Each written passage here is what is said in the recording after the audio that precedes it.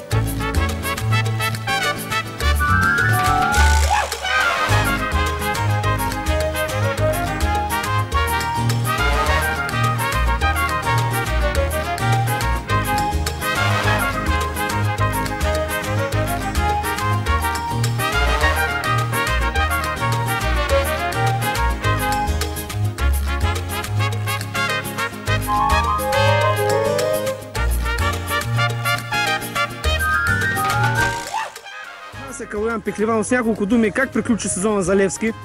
Добре приключи сезона за Левски. Добре минахме нещата, станахме първи, много шампиони и бихме последния мач национал, аз червен картон.